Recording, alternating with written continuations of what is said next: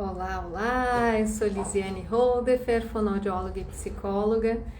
E nessa conversa de hoje eu vou trazer algumas novidades, algumas palestras, algumas colocações que foram feitas no 7º seminário de misofonia e hiperacusia, que aconteceu agora em setembro. Eu retornei agora no início de outubro desse congresso, que eu saí uns dias de férias, mas esse congresso aconteceu em setembro, lá na Polônia, e reuniu, eu diria que talvez, um dos maior número de pesquisadores e estudiosos que eu conheço, que fizeram a história aí do estudo relacionado à misofonia, à hiperacusia e ao zumbido, né, num único congresso. Então, realmente foi um congresso com pessoas com bastante estudo e bastante conhecimento nessa área.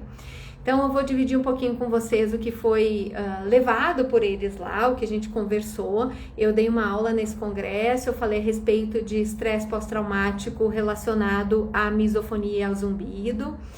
O estresse pós-trauma é um distúrbio, né, um transtorno que acontece quando a gente passa por alguma situação traumática, e a gente sabe que no caso de zumbido e no caso da misofonia poderia-se ter uma relação. A gente observa que no caso de zumbido existe sim uma relação direta entre o estresse pós-traumático. Eu passei por uma situação traumática e aí o zumbido apareceu e esse link acontecer, assim como o próprio zumbido ser tomado pela gente como algo traumático. Então, o que a gente diria que existe uma bidirecionalidade, tanto em relação ao zumbido ter sido desencadeado por uma situação traumática, quanto ele poder gerar sintomas ou desconfortos ou um transtorno relacionado ao trauma, tá? No caso da misofonia, acontece de a gente ter misofonia juntamente com situações traumáticas, mas a gente não vê essa bidirecionalidade e a gente também não vê a misofonia tendo sido causada, a gente não vê essa relação causal, pelo menos não no que a gente tem de pesquisas até o momento, da misofonia ter vindo em função de uma situação traumática, tá? Então, a princípio, a gente ainda não consegue linkar a misofonia como resposta a um evento de um transtorno de estresse pós-traumático, tá? Apesar de eles poderem acontecer em conjunto. Como a gente vai conversar agora, a gente vai conversar um pouquinho sobre isso, falou muito sobre saúde mental e misofonia, né? Esse foi só a minha palestra, mas tiveram outras palestras que falaram, enfim, de infinitas outros assuntos. E assim se falou muito de saúde mental. Então, eu vou talvez dividir um pouquinho aqui o que foi conversado. Vou começar falando um pouquinho de misofonia, depois eu vou para hiperacusia e eu vou falar um pouquinho sobre zumbido, misofonia e hiperacusia, e essa combinação que a gente sabe que pode ter e quais as similaridades entre eles, tá? Então vamos lá, o que a gente sabe sobre misofonia, o que foi levado lá a respeito de misofonia? Que bom, misofonia ainda é um mundo bastante desconhecido, infelizmente, para nós como um todo, os pesquisadores e estudiosos, tá? Eu devo dizer a vocês que lá a gente tem pessoas que estudam exclusivamente isso. Então, nesse congresso, por exemplo, tinham pessoas de universidades que têm centros que estudam exclusivamente misofonia. Então, realmente reuniu o pessoal que tá, assim, mergulhado nisso, no estudo, né, dessas questões de misofonia, hiperacusia e zumbido. E aí, o que a gente percebe? Eu vou colocar aqui, talvez se houver alguém aqui que tem misofonia, eu sei que tem outras, né, pessoas que têm outras questões, e a gente vai falar dessas outras questões também hoje, prometo, mas se tiver alguém que tem misofonia, confirma para mim se tem algumas dessas características que você se identifica, tá? Eu observo isso nos meus pacientes, então são coisas que eu anotei porque eu vejo isso muito comum nos meus pacientes. Então se levantou algumas características das pessoas que têm misofonia. São pessoas bastante perfeccionistas. Eu não sei se vocês se percebem dessa forma, bastante perfeccionistas, que tem um padrão muito 8 ou 80, tudo ou nada, branco e preto, sim ou não, é muito extremo, ou tudo ou nada, eu levo a vida desse exato jeito, ou se não for exatamente desse exato jeito, então eu já nem faço mais, eu já nem funciona mais. Então tem esse padrão, além do perfeccionismo, ter essa questão de ser 8 ou 80. que a gente observa também nas pessoas que têm misofonia é que boa parte delas, eu não vou generalizar, mas quase totalidade, tem uma tendência a ter uma inteligência acima da média. Então, são realmente pessoas muito inteligentes, tá? Pessoas que têm uma inteligência muito aguçada, né? Então, assim, tem uma visão das coisas, da vida, a maneira de organizar os pensamentos muito acima da média, tá? Acabam sofrendo de ansiedade, ou já tem uma ansiedade prévia, né? Ou acabam até piorando a ansiedade em função dos gatilhos misofônicos, logicamente. E tem uma questão de antecipação. Então, isso é uma coisa que eu acho que todos que têm misofonia têm, acabam tendo em algum momento, pelo menos, uma certa antecipação. Eu observo que aquela situação ali pode ser um gatilho, eu antecipo o desconforto. Então, normalmente são características dos pacientes a ansiedade e a antecipação. Essa previsão de que vai vir ali o som gatilho ou de que eu posso ter algum desconforto, e aí eu já ligo os meus radares, e aí muitas vezes, inclusive, eu tento evitar que aquele som aconteça. Tem uma tendência a ter um alto índice de controle do ambiente. Então, procurar controlar o ambiente, se vai sair aquele som, se aquela pessoa vai para aquele jeito, ou se aquilo ali está indo para aquela direção, que pode ser algo que pode ser um sinal de perigo para mim. Então, tem um super controle do ambiente, e às vezes isso em casa. É muito comum isso acontecer em casa, até porque muitas vezes os gatilhos misofônicos estão debaixo do nosso teto, e principalmente com as pessoas que a gente ama. Eu não expliquei o que é misofonia, agora acabei de me dar conta, né? E talvez tenham pessoas aqui que não saibam exatamente as características do que tem, não sabem se é uma misofonia, uma hiperacusia. A misofonia, ela é tida como um tipo de desconforto, de intolerância a som, mas ela tá ligada a sons muito específicos, muito característicos, tá? Não tá ligada ao volume do som. Esse seria então uma característica da hiperacusia, que é quando o desconforto que eu tenho com o som tá ligado ao volume do som. Então, sons de média ou fraca intensidade ou forte intensidade são muito intensos, como se eles viessem numa intensidade extrema para lá dentro da minha cabeça. No caso da misofonia, não é assim. A misofonia não é um desconforto, não é uma dor, ela é uma reação emocional extremamente intensa, fora do necessário, entre aspas, porque isso não é uma questão de necessidade, é como a pessoa sente, mas assim, é muito fora do esquadro da reação que a gente teria na presença daquele som. E às vezes sons muito simples, sons ligados à boca, sons ligados à respiração, às vezes sons ambientes, sons às vezes de bichos e tal, que são às vezes muito fraquinhos para algumas pessoas que estão ali junto com aquela pessoa, às vezes imperceptíveis, mas que quem tem misofonia percebe, às vezes muito fraquinho, muito longe, e gera uma reação emocional, raiva, ódio, uma reação às vezes até física, uma vontade realmente de fazer a pessoa parar aquele som, uma vontade, né, uma raiva realmente muito intensa relacionada a esses sons, a esses gatilhos, tá? Então isso seria a misofonia. Voltando às características de pessoas que têm misofonia, e me contem aí se vocês se identificam com alguma questão relacionada a isso, tá? Também tem uma tendência a ter uma necessidade de controle do comportamento dos outros. Então, o que acaba acontecendo é, como muitas vezes o outro produz o som que me gera desconforto, eu acabo tentando controlar o comportamento do outro. Não faz isso, não faz aquilo, para isso, tá vendo que tá fazendo som? Não fala, não faz isso, não mexe, não... Então, tem uma resposta de controle muito intensa, tanto do ambiente quanto das pessoas, principalmente, obviamente, as pessoas que vão fazer o som desconfortável, o som gatilho, tá? Existe uma percepção de eles são pessoas que são altamente julgadoras e tem um senso de certo e errado muito forte. Então, tem uma questão de... ética, de uma questão do que é correto e o que se deveria ou não se deveria fazer, extremamente extremamente intensa e que gera até um sofrimento, porque a gente vê a coisa errada acontecendo e isso acaba gerando um sentimento muito intenso que piora inclusive a misofonia, porque aquilo ali não deveria acontecer, a pessoa não deveria funcionar desse jeito ou não deveria fazer aquilo ali, e aí no que faz ainda produz o som gatilho ou às vezes um movimento gatilho, que é chamado de misocinesia. E aí isso gera toda essa sensação, essa reação de raiva, de ódio, de, enfim, extremo e intenso desconforto emocional. Lembrando que a misofonia gera um desconforto mais emocional, tá? Que pode levar a uma reação física, mas ele não é um desconforto físico diferente da hiperacusia que te gera um desconforto físico, tá? É bastante comum que esses pacientes sintam nojo de alguns comportamentos ou nojo de algumas funções ou jeito de algumas pessoas ou de algumas coisas funcionarem, porque eu tô tentando evitar falar dos gatilhos, tá, gente? Porque a gente evita falar dos gatilhos justamente para não intensificar e não deixar em alerta quem tem misofonia para novos possíveis gatilhos, tá?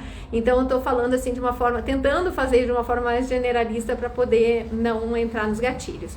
Mas o que a gente observa assim é que existe uma resposta de nojo muitas vezes para os sons, tá? E para os comportamentos ou os movimentos produzidos, tá? Eles têm uma noção de moral, assim, de comportamento muito forte, e um sentimento de raiva e até uma sensação de ataque aos outros. Não que vá atacar, não que vá agredir a outra pessoa, mas essa é a sensação, né? Uma raiva extremamente intensa e muitas vezes um desejo, uma vontade de atacar, de fazer o outro parar com essa condição. É muito frequente a gente observar, tá? Isso foi uma coisa que a gente levantou lá no congresso, todo mundo concorda, que principalmente nas questões do dia a dia, na rotina do dia a dia, a misofonia pode ter uma interferência muito intensa em gerar distração, tanto na escola quanto no trabalho, independente se é criança ou se é adulto. Então ele acaba atrapalhando bastante a questão atencional e as funções que a gente exerce durante o dia, em função da presença dos sons gatilhos, o que acaba gerando muito cansaço. Então, imagina que durante todo o dia você está lá controlando o ambiente, controlando a situação, ou tentando controlar, no caso, porque a gente não consegue esse controle, mas tentando controlar o ambiente, tentando controlar a situação, e isso acaba sendo extremamente desgastante, fora todo o desconforto emocional que você sente. Então, realmente gera muito cansaço e dificuldades de sono.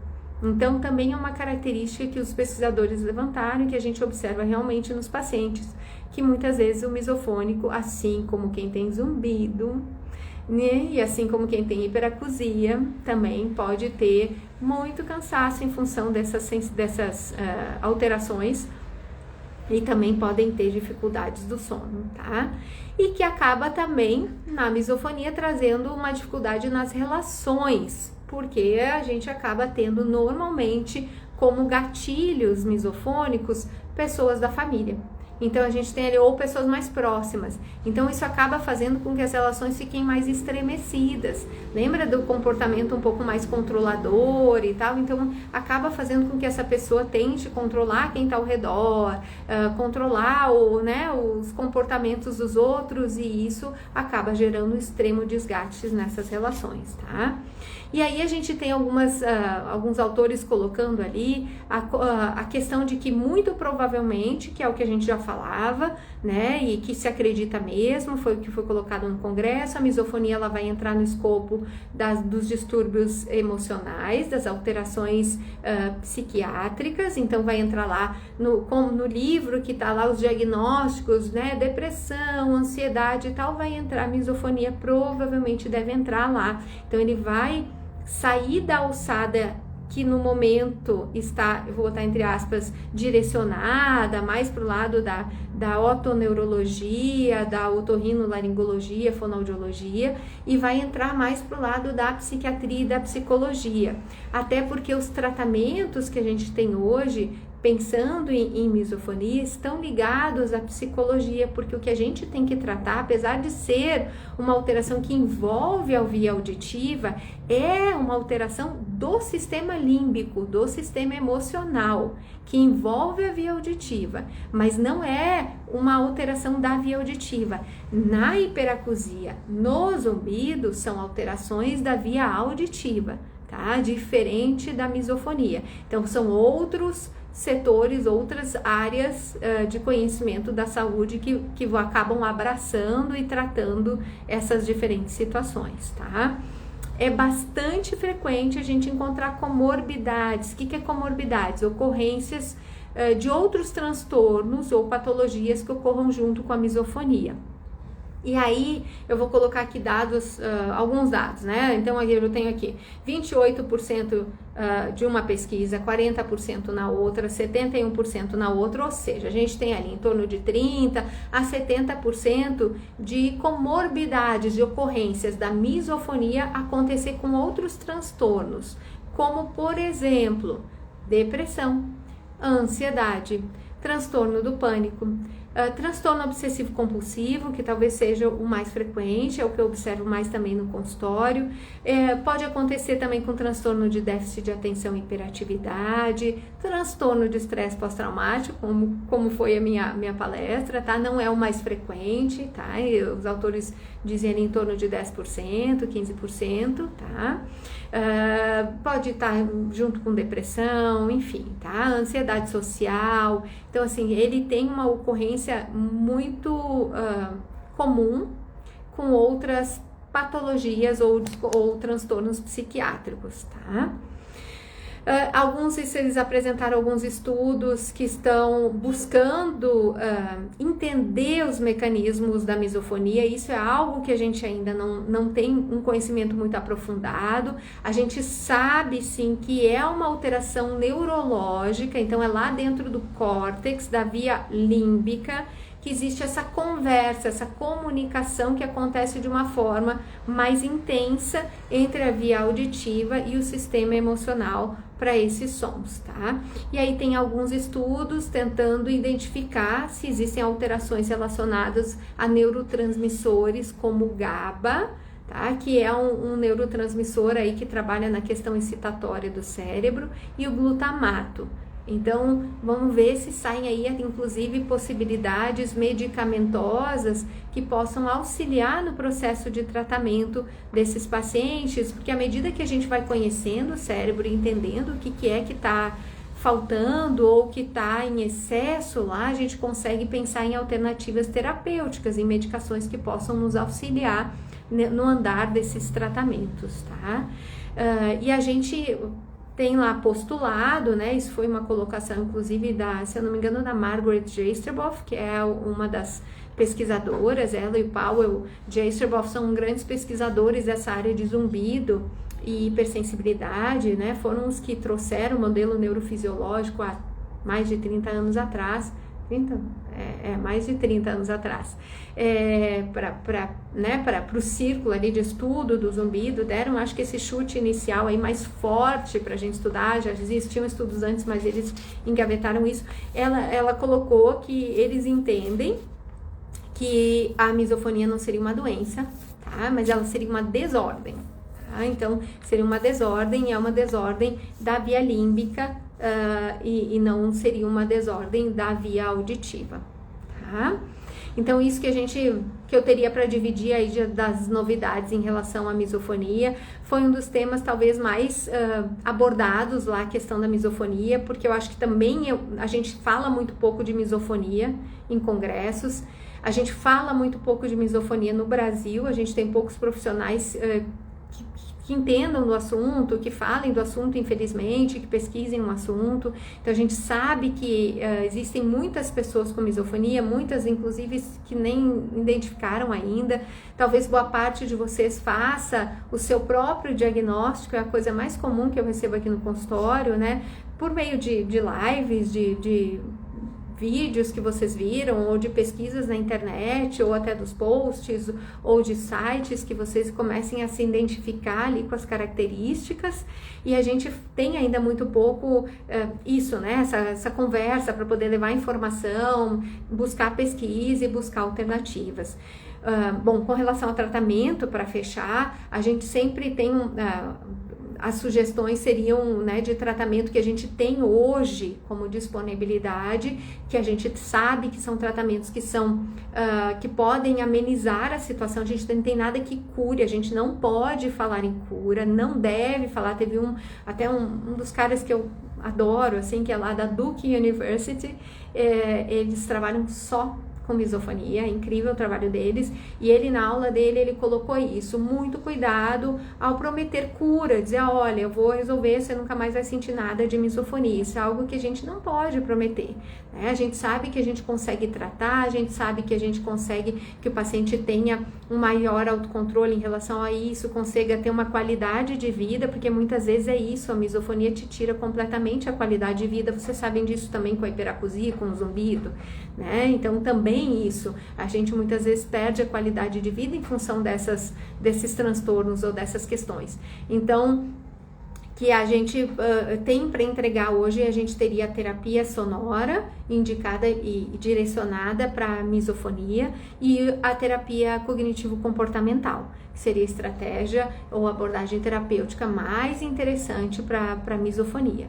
Lembrando que nenhuma dessas soluções é instantânea e rápida. Tá? Então isso eu acho que também é uma outra coisa que gera bastante ansiedade, porque a gente não tem nenhum remedinho que a gente toma e resolve, como a gente não tem para zumbido, como a gente não tem para hiperacusia. Mas no caso da misofonia, eu talvez dissesse que muitas vezes é muito angustiante, porque você envolve pessoas que você ama muito, te gerando um desconforto muito grande, e aí você acaba reclamando, e aí você acaba gerando desconforto com essas pessoas. Então assim, você tem uma implicação na tua rotina, ou nas pessoas que são caras, ou enfim, bastante intensa, e isso é um problema para a gente levar muito em conta. Então eu até sugiro, não demorem para buscar ajuda, lembrando disso, e lembrando que todas as outras questões, as questões emocionais que você tem agregada, né? Então assim, se eu tenho um transtorno obsessivo compulsivo, se eu tenho uma ansiedade e tal, isso também precisa ser tratado, tá? A misofonia não é em decorrência deles, tá? Não tem essa relação, ela não vem disso, tá? E ela não causa o transtorno obsessivo compulsivo, ela não causa um estresse pós-traumático, ela não causa isso, mas são coisas que podem ocorrer juntas e aumentar ainda mais o desconforto uma da outra. Então, procurar ajuda, procurar um tratamento adequado, tá?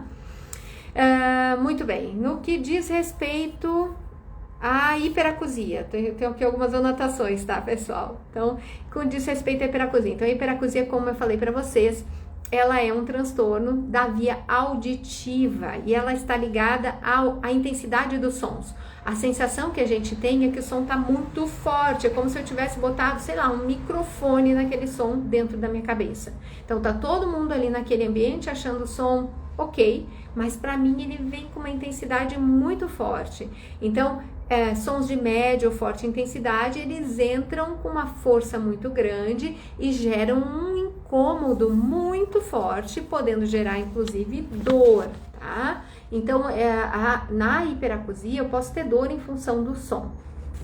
E aí, esses sons, eles podem gerar, sim, reações emocionais, mas eles são diferentes da misofonia. Então, na misofonia, lembra que a gente tem aquelas sensações de raiva, de ódio, de repulsa, enfim, de nojo. Na questão da hiperacusia, a gente tem uma ansiedade, a gente tem tensão, a gente tem pode até acabar indo, né, desenvolvendo um entristecimento, alguma coisa nesse sentido, em função da condição e do isolamento que isso acaba gerando, mas ele não está ligado a uma sensação emocional tão intensa, mas sim uma sensação física mais intensa, tá? De dor, de desconforto realmente muito mais intenso.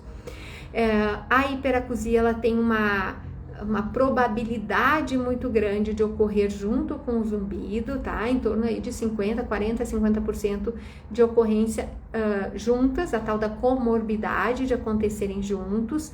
E normalmente quando eles acontecem juntos é onde a gente tem normalmente a hiperacusia como vilão principal. Ela é pior normalmente para o paciente ou para a qualidade de vida do paciente do que o próprio zumbido. Tá? Eu não sei se é assim que vocês sentem, não sei se tem alguém aqui que tem hiperacusia e tem zumbido, se sente dessa forma, que talvez a hiperacusia seja ainda pior do que o zumbido, porque a sensibilidade às vezes é muito mais limitante.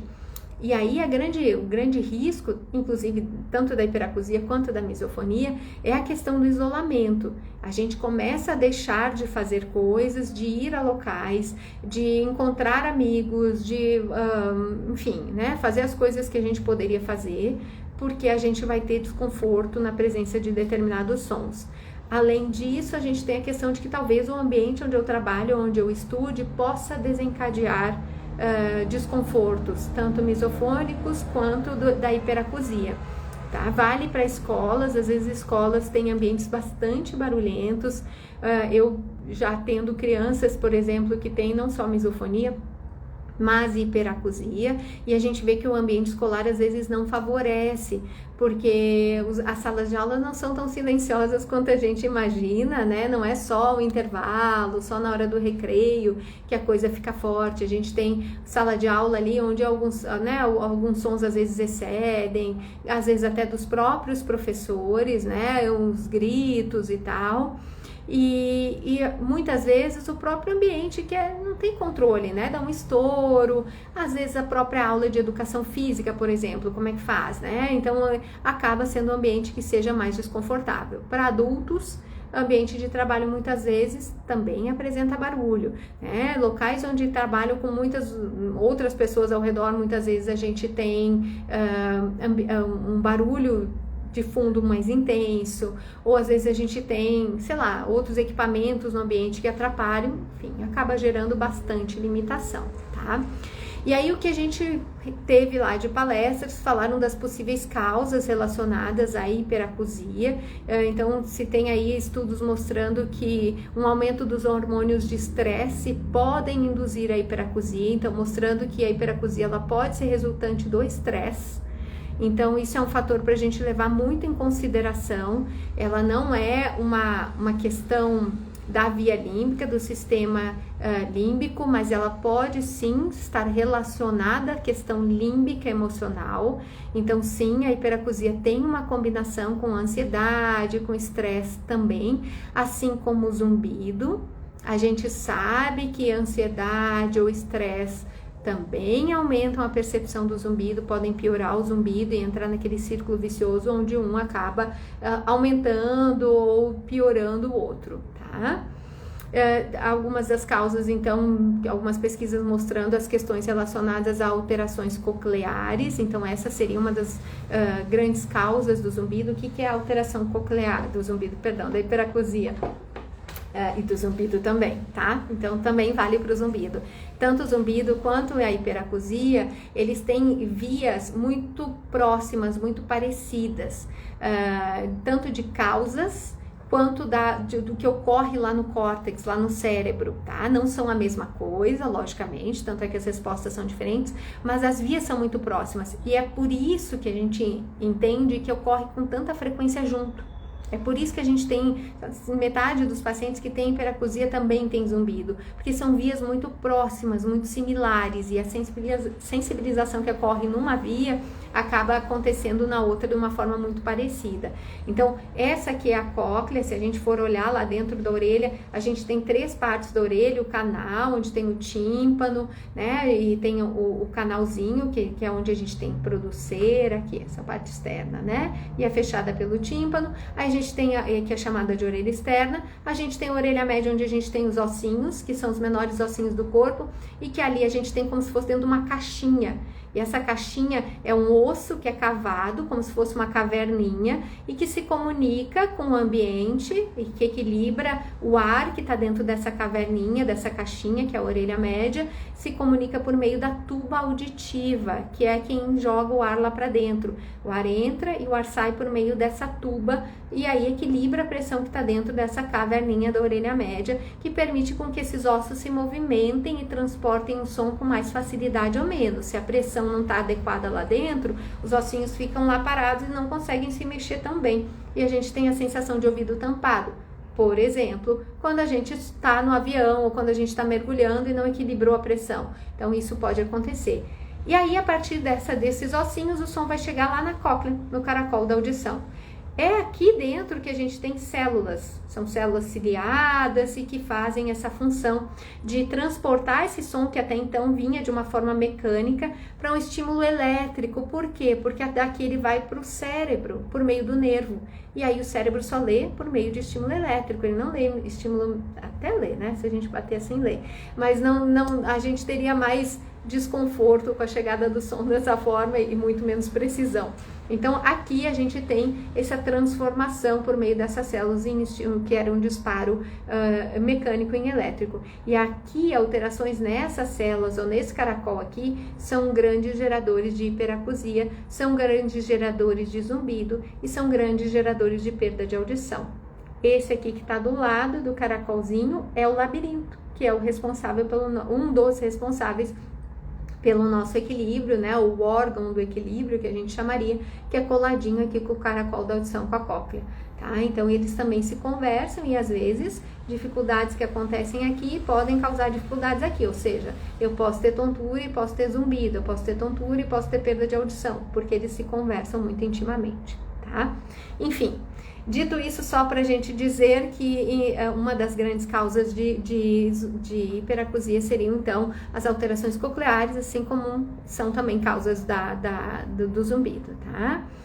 Existem pesquisas mostrando uma diminuição da efetividade do sistema aferente. O sistema eferente, é um dos sistemas que carrega a informação lá dentro do cérebro. A gente tem sistemas que fazem a subida e tem sistemas que fazem a descida da informação, então ela sobe e desce. Então, quando isso não ocorre da forma adequada, isso poderia gerar então a hiperacusia.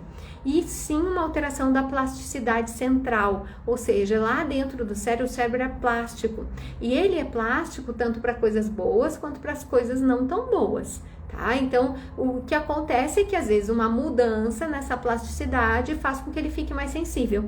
E aí a gente tem que trabalhar essa plasticidade para ela mudar de novo, para que ele deixe de ficar tão sensível. Mesma coisa com o zumbido. O cérebro mudou por meios plásticos, porque ele modifica conforme eu estimulo ele, e aí ele tá lá mandando o sinal do zumbido. Se eu estimular esse cérebro da maneira correta, eu, por meio dessa plasticidade, da capacidade que ele tem de se modificar, estimulo ele para voltar para um padrão onde ele não encaminhe esse sinal do zumbido com tanta intensidade, ou até que pare de encaminhar esse sinal do zumbido. Sim, isso é possível também, tá? O que a gente chamaria de cura ou remissão do zumbido, tá? Ou da hiperacusia, o que também é possível. Tratamentos para hiperacusia. Então, a gente tem tratamentos aí, muita evidência em terapia sonora. A gente também tem a terapia cognitivo-comportamental para hiperacusia. Lembrando que são abordagens completamente diferentes e que o diagnóstico é super importante. Então, é preciso eu saber se eu estou com uma hiperacusia ou uma misofonia, porque a minha abordagem na terapia sonora, por exemplo, é completamente diferente. Eu vou tratar de uma forma uma coisa e de outra forma outra, tá? Porque são vias completamente diferentes. Lembram que eu tô lá na via do sistema límbico quando eu falo da misofonia, eu tô aqui na via auditiva quando eu falo da hiperacusia. Então, sim, a minha abordagem é completamente diferente, tá? Existem algumas medicações que podem ajudar nesse processo aí, nenhuma é para hiperacusia, nenhuma resolve, mas é uma combinação nesse combo. A gente pode ter fatores musculares envolvidos na hiperacusia, que também devem ser observados e tratados durante esse processo também, tá?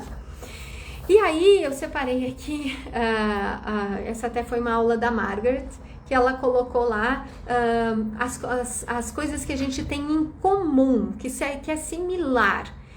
Porque existem muitas similaridades, não é à toa que existe tanta confusão entre zumbido, por incrível que pareça, hiperacusia e misofonia. Então a gente ainda tem muita, né, ainda ocorrem dificuldades às vezes de a gente definir o que é o que, e porque são os fenômenos que ocorrem ou que têm similaridades e coisas muito intimamente parecidas, tá? Todos esses três, zumbido, hiperacusia e misofonia, refletem reações anormais a sons. Então, todos eles têm uma questão ligada a sons. No caso do zumbido, é uma reação a um som produzido internamente. O zumbido, ele é aqui interno, produzido aqui. Ele não vem de fora. Na hiperacusia, uma reação interna da via auditiva para um som que veio de fora, tá? Na misofonia, também é uma reação emocional que envolve sons que entram ali na minha via auditiva, tá? Todos envolvem conexões, todos envolvem como se fossem condicionamentos subconscientes. Então, existem conexões de condicionamentos que ocorrem de forma subconsciente, que eu não percebo, de reflexos do sistema auditivo com outros sistemas do cérebro, com partes conscientes envolvidas, principalmente na fase aguda dos transtornos. Vamos lá, o que isso quer dizer? Quer dizer que a gente tem vias envolvidas, tanto da via auditiva, com outros sistemas. Por que eles dizem isso? Que tem outros sistemas que não é só a via auditiva. Zumbido é via auditiva. Não é. Tanto não é que a gente sabe por neuroimagem que existem outras áreas do cérebro que estão envolvidas na geração ou na manutenção do zumbido. Então, se a gente for ver lá os exames de neuroimagem que mostram áreas ativas em pessoas que têm zumbido, a gente vê outras áreas do cérebro que não são exclusivamente auditivas.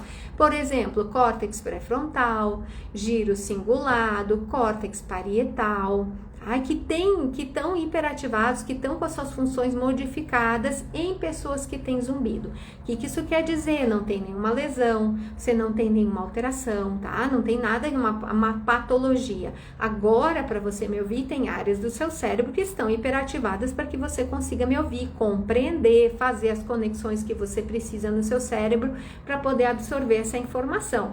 Então, essas hiperativações acontecem em áreas e mantém-se, e isso é o que produz e que mantém o zumbido neste caso, tá? Na hiperacusia também existem áreas que não são só da via auditiva, outras áreas do cérebro que também se modificam por meio dessa plasticidade e que acabam fazendo gerando essa questão, gerando esse transtorno, tá? Essa desordem. E na misofonia da mesma forma. Então, a gente tem ali áreas do cérebro que são auditivas, que estão envolvidas, mas a gente tem, por exemplo, o sistema límbico, que também está envolvido na hiperacusia, que também está envolvido no zumbido, mas está envolvido num percentual diferente, numa quantia diferente, em um envolvimento diferente, tá? Mas que sim, são outras áreas, essas conexões entre essas áreas ocorrem de uma forma que faz com que essas patologias ocorram, tá? Então, todas essas, tanto zumbido, hiperacusia quanto misofonia, tem áreas da via auditiva e outras áreas do cérebro envolvidas na sua geração e na sua manutenção. E aí existem áreas, e isso ocorre de forma subconsciente, ou seja, eu não me dou conta, isso é automático ao meu cérebro, mas existe uma parte que é atencional, que é consciente disso. Então, na hora que eu na misofonia, tô lá monitorando o ambiente, controlando para ver se entra algum som que possa ser um som gatilho, eu automaticamente estou numa fase consciente desse processo. Se lá na questão do zumbido, eu tô monitorando o zumbido, eu tô controlando o zumbido, eu tô atento ao ambiente, tô atento ao zumbido, eu automaticamente tô com uma parte consciente do processo. Por isso que diz que é principalmente nas fases agudas, porque depois, quando você já não tá numa fase tão incômoda assim do zumbido, que não tá tão incômodo, isso já vai pro subconsciente, já também não chama tanta atenção, já não tá tanto na tua via atencional, não tá tão na consciência a mais, tá? Então, existem áreas do cérebro aí que não só a via auditiva envolvida nos três, tá? Tanto no zumbido, quanto na hiperacusia, quanto na misofonia, a gente tem um perfil psicológico, assim como distúrbios mentais que podem facilitar o desenvolvimento do zumbido, da hiperacusia e da misofonia. Então vamos lá, o que a gente sabe? A gente tem estudos mostrando, por exemplo, que no caso do zumbido, normalmente pacientes que têm um perfil psicológico que a gente chamaria de neuroticista ou do tipo C. O que é isso? São pessoas que têm um perfil psicológico com mais caracterizado para um cuidado excessivo com a questão da saúde, muito medo, né? Uma questão mais ligada ao perfeccionismo, a uma observação assim mais negativa das ocorrências do ambiente. Eles têm uma tendência a ter um maior incômodo com o zumbido. Então coloca aí no Google o que é um perfil de personalidade neuroticista, observa os itens e vê se você se identifica. É possível que este perfil seja característica sua e que isso sim possa estar relacionado ao fato de você ter maior incômodo com o zumbido ou com a hiperacusia, por exemplo, tá? Então a gente sabe que esses perfis de personalidade, eles têm um envolvimento e que sim, disfunções do sistema límbico, do sistema emocional também estão envolvidos. Por quê? Porque a gente sabe que se o paciente está mais estressado, se o paciente tem uma ansiedade, uma depressão, por exemplo, o zumbido está pior. O zumbido vai piorar. Inclusive, a gente sabe que se a gente melhorar a ansiedade, se a gente melhorar a depressão do paciente, a tendência é o zumbido melhorar também. Então, são coisas que acabam conversando muito intimamente. Então, a gente tem essa questão tanto de um perfil de personalidade quanto de distúrbios emocionais ou distúrbios, né, do sistema límbico ali, que estão envolvidos nessas três questões e as três tem essa relação e que tratá-los também vai ajudá-los a resolver essas questões. Então é algo que a gente tem que ficar com o olho muito aberto e pensar nisso na hora que a gente for avaliar e tratar um paciente que tem condições como essa, tá? E vocês se observem e busquem ajuda nessa área também, tá? Nada como a cabeça da gente para levar a gente para onde a gente quer, né? Seja isso um lado bom ou um lado ruim, tá? Que mais? Zumbidos e hiperacusia ambos envolvem disfunção do sistema auditivo. Então, como eu já vinha falando, né, são ambas patologias da via auditiva, não são do sistema límbico, mas são da via auditiva, tá? E aqui o que eu botei tratamento para misofonia. Que tratamentos, o que acontece? A gente precisa diferenciar a hiperacusia da misofonia. Por quê? Porque são tratamentos completamente diferentes. E quando eu vou tratar, por exemplo, a hiperacusia e a pessoa tem uma misofonia, eu provavelmente não vou ter efetividade nenhuma. Então, se eu usar o tratamento que eu uso para hiperacusia, para misofonia, eu não vou ter uma boa resposta, tá? E se eu usar o tratamento que eu uso para misofonia, para hiperacusia, eu talvez tenha uma resposta muito pequena, tá? Não é nem que eu não tenha uma boa resposta, mas ela vai ser muito pequena. Então, fazer esse diagnóstico diferencial, saber o que você está tratando, o que o paciente está realmente trazendo ali para você, é algo extremamente importante para você definir as vias de tratamento, tá? Bom, era isso que eu queria colocar para vocês. As saudades dos meus alunos, bonitinho. Obrigada, gente. Minhas amadas. E eu queria pedir uma coisa para vocês. Eu vi que alguém colocou ali o que pode fazer, dicas para melhorar a relação com o zumbido. Eu vou fazer uma live, eu acho que, eu não sei a data, acho que agora em novembro, inclusive a convite da doutora Karine, que esteve comigo nesse congresso, e aí ela me chamou para fazer uma live e justamente a respeito disso. A gente vai falar de algumas dicas para você poder lidar melhor com o zumbido. Mas assim, o que eu vou te dizer de cara? Se ele tá você tá no momento, sei lá, de agudização, tá num momento muito complexo com zumbido. Número 1, se você, o que eu te sugiro? Anota tudo que você pensa a respeito do zumbido. Tudo, todos os seus medos, todas essas preocupações, tudo que ele te gera, todos os sentimentos, tenta separar o que eu penso do que eu sinto, né? Porque às vezes a gente diz, eu penso que ele me deixa nervosa. Não, eu me sinto nervosa. O que eu penso que faz com que eu fique nervosa? O que passa na minha cabeça? Que ele não vai embora, que ele vai piorar? O que é que passa na minha cabeça?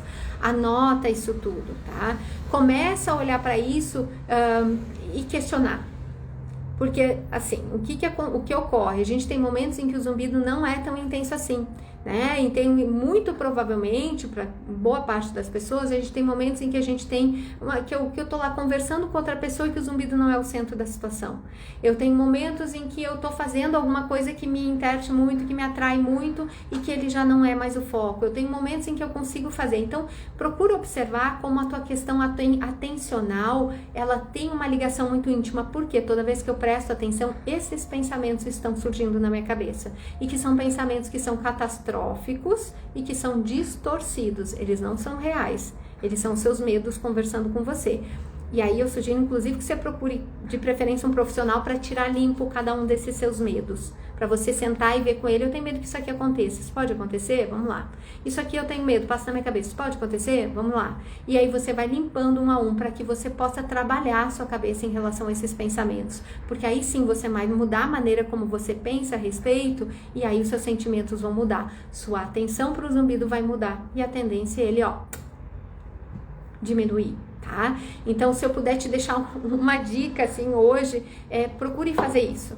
Procure sentar, escreva tudo que está passando, se for possível, busque um profissional ou escute as nossas lives, talvez esclareça muitas dessas coisas que está passando aí na sua cabeça. A gente pode fazer uma live, talvez, se vocês quiserem mandar aí tudo que... Se quiserem fazer esse exercício, gente, a gente pode fazer uma live só das coisas, dos medos que apareceram aí de todo mundo. Eu vou curtir muito. Se vocês toparem, eu acho que é uma coisa bem legal de a gente fazer.